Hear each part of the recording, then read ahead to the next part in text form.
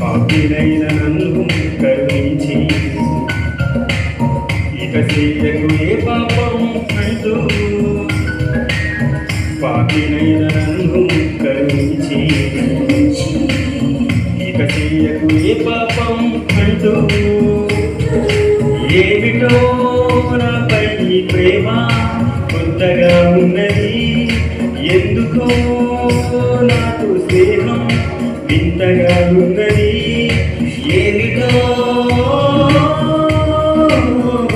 నాపై నీ ప్రేమ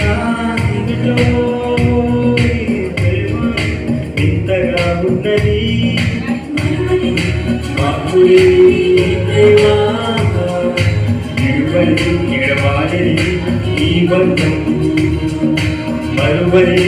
మాపులేని నీ ప్రేమ